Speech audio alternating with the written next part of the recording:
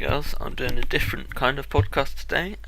It's not going to be about Formula One, seeing as there's not that much activity going on this week, and up to the Montreal Grand Prix, which is this weekend. They're still waffling on about the tyre test that happened a while ago. So I can't really make a debate about it, to be honest. So I've kind of run out of ideas to debate about this week for Formula One. So instead, I'm going to talk about another sport which I like, which is football.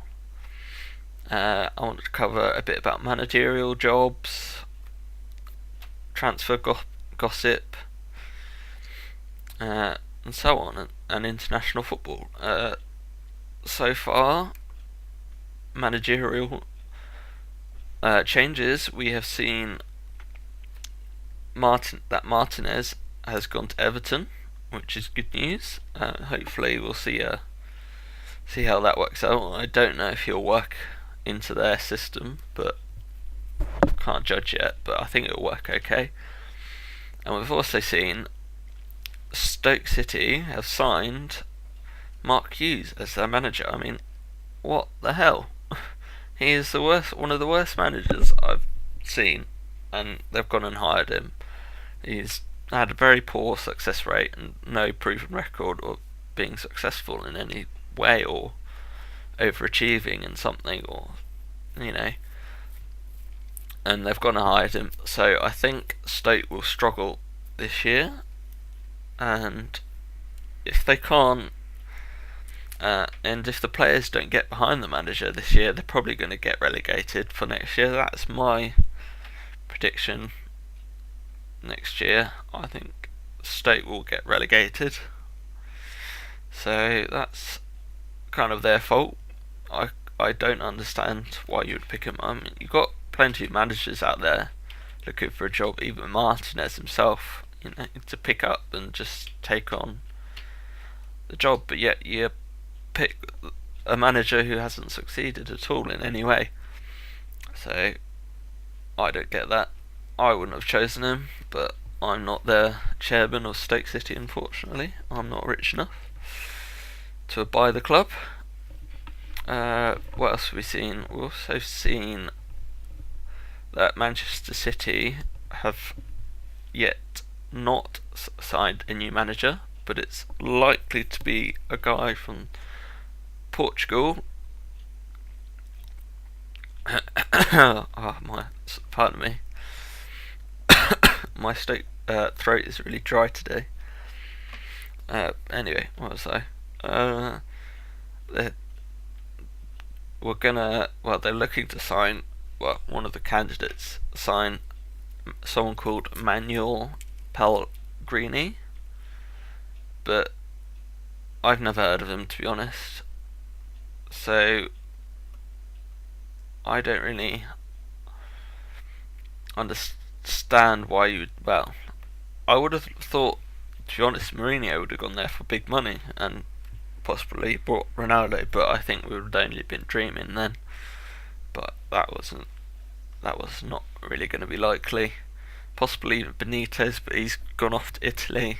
So they're bringing in someone who I've not heard of before. I would have kept Mancini in the first place, to be honest, but obviously not. They have a 5 trophies for 5 years, I think, policy, which is a bit stupid.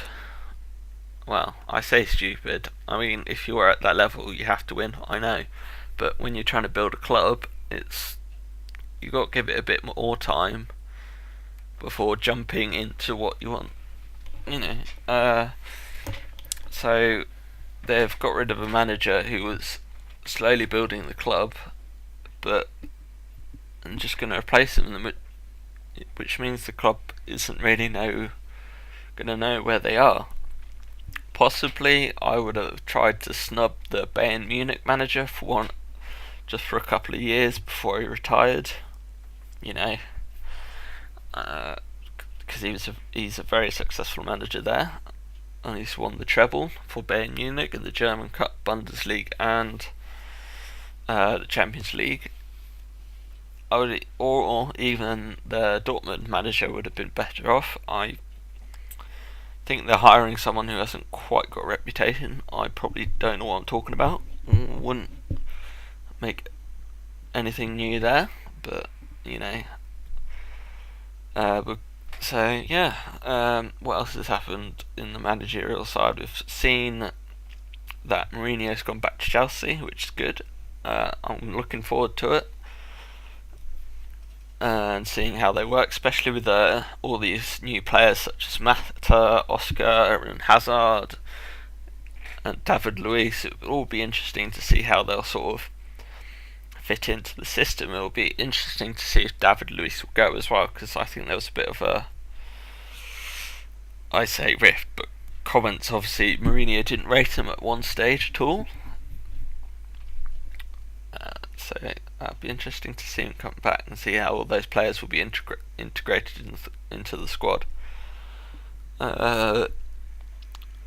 We can see that Wenger is likely to stay, apparently, from the chief executive at Arsenal says he's still there for the long term, which they haven't signed anyone yet, like Manchester City, but not a lot of other clubs have either. But, you know, they need to sign some players into that club, big names, and they haven't yet.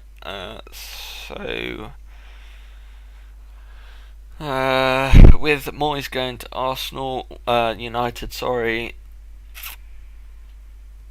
it's a shame really that, you know, who else can they sign out there to go into the club that you can think of that would willingly take over the squad and make it successful. And they need to pump some money into it. I'm not saying I don't rate Wenger, but I think he needs a fresh start, at least somewhere else, or even at international level now. So I think that's what I think. There isn't really other managerial jobs going around at the moment that I can think of. I mean, who's going to go to Wigan? I don't know. Probably Pulis or that wouldn't surprise me if that happened. There isn't really any other jobs going around at other clubs that I can think of. No. Let's talk about transfers then, shall we? Seeing as there's not much else to talk about. Manchester City have signed 2 new players already. They haven't even got a manager there, so it makes sense to sign 2 players a manager might not even want. But they are relatively not big stars, like big names from a big club, or big future names or anything, but they've signed a Fernandinho, is that how you pronounce it, from Ukraine champions, from the Ukrainian champions Shakhtar Donetsk, I think that's how you pronounce it, just about. So, and they've also signed Jesus Navas, who we do know, he's a big name, but interesting to see. It's probably Jesus Navas for me is a good signing, because they've really sort of lacked a winger, especially since they lost Adam Johnson, who I quite rate quite a lot, and he's actually having him left, he's made a big difference. Well, not made a big difference, but the difference is noticeable in the quality and sort of aggression from the squad in terms of from the wits. So yeah, they haven't really signed anyone else. There's not really anyone else they've rumoured to sign, so it'll be interesting to see who they'll bring in though, because they've got a lot of money. Could we see Kaka go there or someone like that from a player from Real Madrid or something. So we don't know. I think the two signings have sort of been out from the blue, really, that we weren't really expecting them. Other signings that have gone on in the Premier League so far, we've seen that Fulham have signed what's his name? A good keeper, a decent keeper called where is it? What's his? Oh my good grief! I can't find his name. What am I doing? What is wrong with me? Stecklenburg. I thought it was Stecklenburg. I was about to say it, but then wasn't quite sure. But yeah, a keeper they've signed. That's quite decent. He's a decent keeper, well known. Seeing as Schwarzer is getting quite old now, so probably retire next year, and they'll probably slowly bring him in. Sort of the similar system that Tottenham have done with Friedel and the French international keeper Lloris. They've slowly rotated them, and slowly but steadily Lloris has become their sort of number one keeper. Fulham are also rumoured to sign Darren Bent, who is one of my favourite players, and they've offered 4 million for him, I think, and it'll be interesting to see where, if hopefully he will leave Aston Villa, because he's being mucked about there. He's an England international striker, and he has to go somewhere, and I'm really quite excited to see where he might go from Aston Villa. Aston Villa mucked him about. Aston Villa could be losing another striker as well, but they could lose Benteke after comments he's made in the press. Other players that will be interesting to see. It'll be interesting to see what players will leave Everton. See if Fellaini or Baines will leave and go up with Moyes to Manchester, possibly. I've just read here, from my club, have just signed J Tab on a 2-year deal, which is decent. We've finally actually signed someone, Ipswich. Hooray! Right, so yeah. Anyway, what was I talking about? We were talking about transfers, and I was talking about Bent, wasn't I? Yeah, it's interesting to see where Bent will go.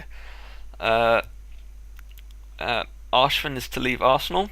Where could he go? He could go to City, possibly. I doubt it.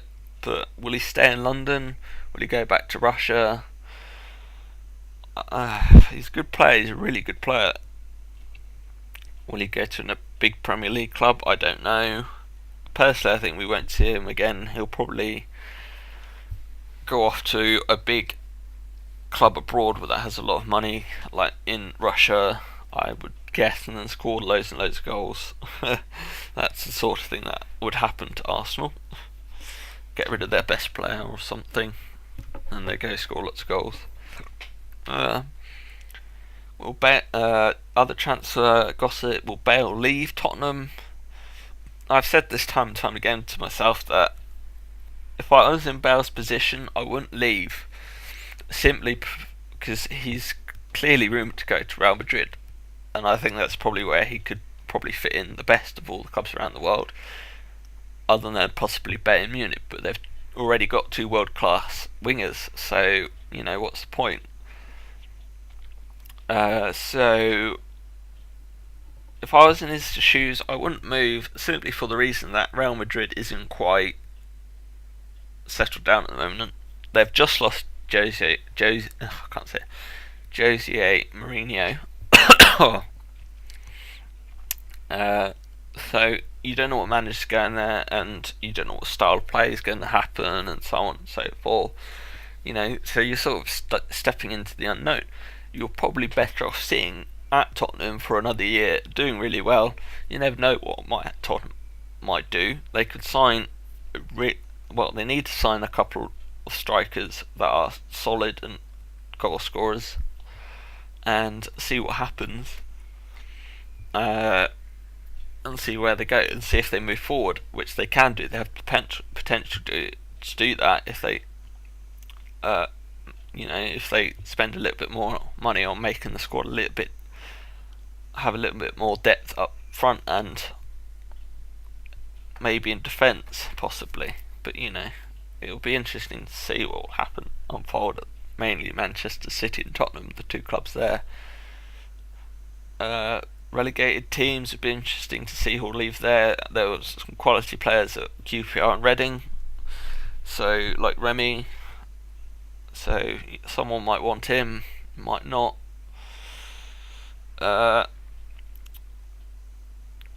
So there's quite a few other ones. Aston Villa have released Dunn, their defender, so I think there'll be quite a few clubs, probably like Cardiff or something, who's just got promoted, who will want him. But he'll make a good, experienced centre back for your club that you'll need. West Ham have signed a Spanish keeper, which is interesting, called Adrian. Bit of a girl's name, but whatever. Which surprised me. Who is the keeper there this year? I can think of his face, but I just can't think. Jaskelein, and that's it. I guess maybe he's quite of age. Henderson on the bench though, he's a decent keeper. Played for it a few times. Managed to keep out of Scott Loach out. See, even though he's not really that decent, but to sign Carroll, but that shows there's. But anyway, there's obviously clear progress at West Ham.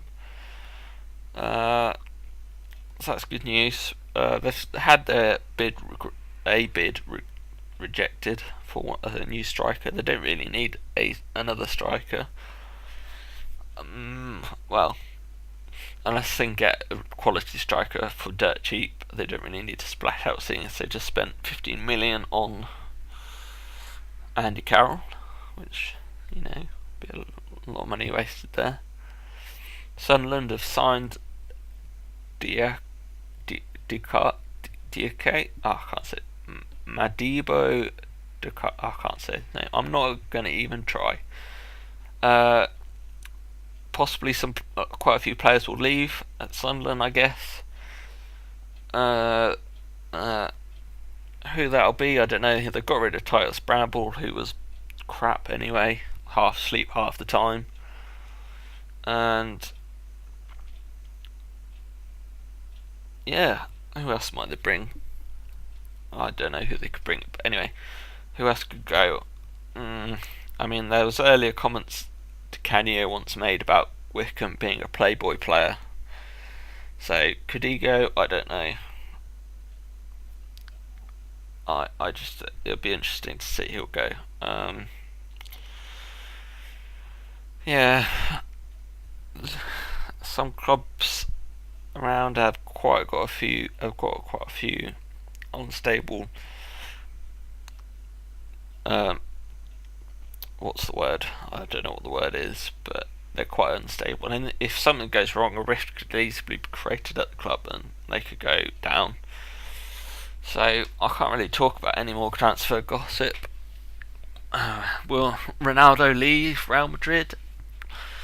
I don't think so. I think he'll run his contract out, and then possibly leave. But I don't quite think United would pay. I think it was 60 million for him, and I can't think of any other clubs that would pay that either. That he might even be interested in joining, other than PSG. But would he be interested in joining PSG? I don't know. Right, I'm going to start talking about international football today. Seeing as England played Thursday and Sunday, or was it Wednesday and Sunday? Played quite well, relatively well. Always seem to lack a little bit of something, but that's my opinion. I don't know if I'm the only person who doesn't rate what's his name, Roy Hodgson. Personally, I think he's overrated. And the club, not the club, the team, the English team, lacks a little bit of spice. It is sort of more. Well, at the start of the season, the problem was for me that he was picking a lot of Liverpool players, and it was kind of clear that he was picking them just because he wants to manage Liverpool. And you think, that's not really fair. You're not actually picking players quite on merit, and he's still doing that now. We're seeing players like Glenn Johnson play, and Jordan Henderson, and so on, and and you've got alternatives out there who are so much better. Why would you pick Glenn Johnson over Michael Richards and Carl Walker? And then you will pick someone like Michael Carrick. Why would you pick Michael Carrick? I don't rate Michael Carrick personally. I think he always does a good all-round performance, but he doesn't do anything extra special. Especially when you compare him to players like Gerrard and Barry, possibly, and Scott Parker. You think, there's 3 players there that could do that will work so much harder. So there's a few, and then there's players that are ignored. Like last year, he ignored Holt, even though he scored tons of goals in the Premier League. And we need players like that. Players like that need to be given a chance every now and then, rather than picking players for the sake of picking them just because they either play for a big club or what, or not. That's England's problem at the moment, and they're picking players like Rooney who are off form, and they're playing him just because he's Rooney. I mean, yeah, he is world class, but there's no point playing him if he's not going to play at the best of his ability. There's someone else who could do that, who could score you 2 goals in that match, and he'll do what? Nothing at the moment. He's completely off form at the moment. So we lack quite a bit of logical sense in, for me, and hopefully, well, I don't want him there. Hopefully he'll go. I think England football has a potential. There's always a lot of talk about how it doesn't have any potential, but it does.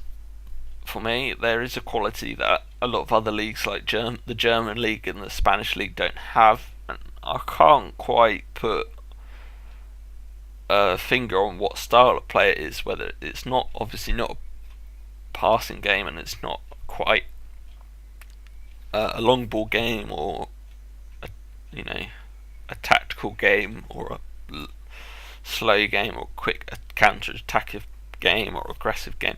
But there is certainly an element mixed between aggression, and natural sort of vision that we have with players like Gerrard and Lampard and Parker, and Adam Johnson, who can make an impact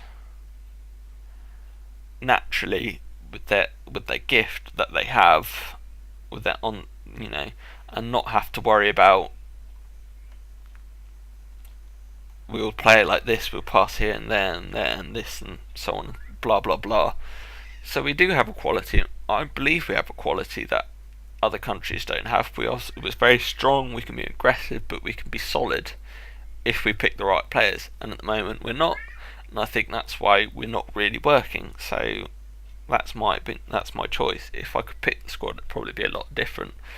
So if I was to pick the England squad now, in goal, I'd have the 4-2-2 formation, possibly, or 4-2-3-1.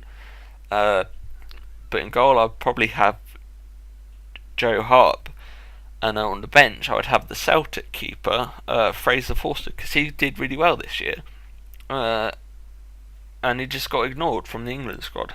I think he's English. According to FIFA, he's English. Yep, let's believe FIFA, because FIFA is always correct.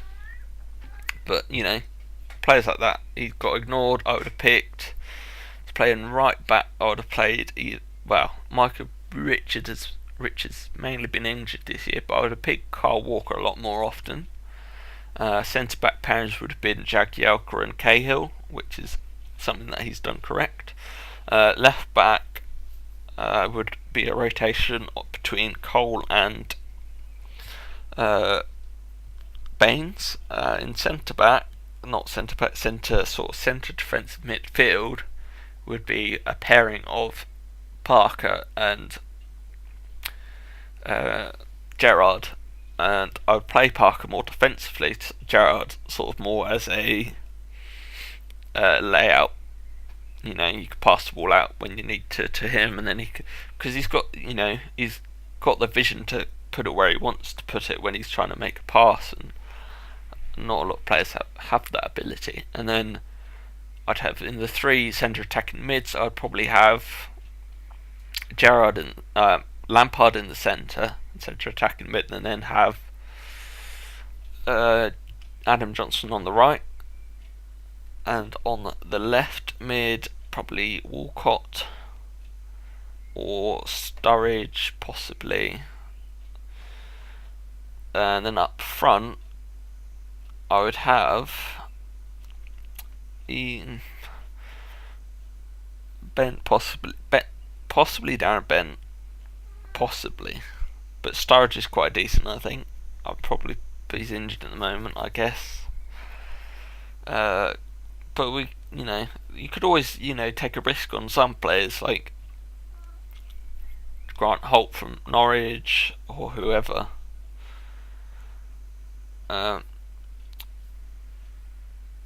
So that'll probably be my team, starting 11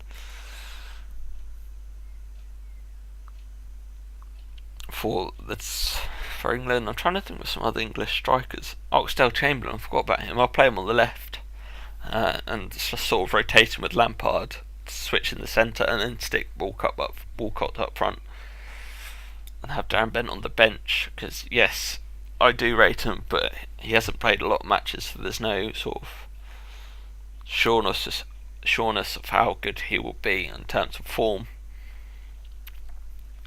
So that's my starting 11. And on the bench, my backup keeper would be Fraser Forster from Celtic. Rotation between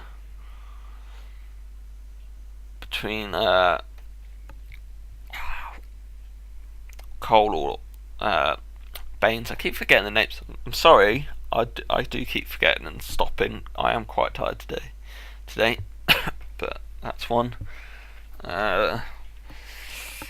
So centre back, probably Michael Dawson, possibly from Tottenham. There must be some other players about in defence I can't think of. Problem is, I'll stop this podcast and I'll be like, oh yeah, what about him? He's good defender. And then, and then I'll probably be moaned at for not saying that name. Michael Dawson probably be on the bench as another backup defender. Midfield, who haven't I picked?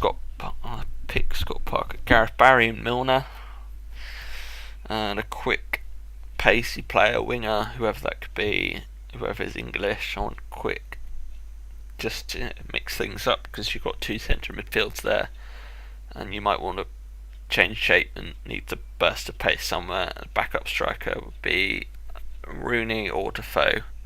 So that's my team, probably. You probably won't agree with me. I hope you do. If you have any rumours that I haven't talked about, or want to talk about, or you think could happen in football, or what would your starting 11 be for England? Tell me in the comments below. Follow me on Twitter and so on and so forth. I'd like your feedback on doing the occasional different podcasts on something else, like to review a game or something, and talk about what I'd like to see in a game or whatever.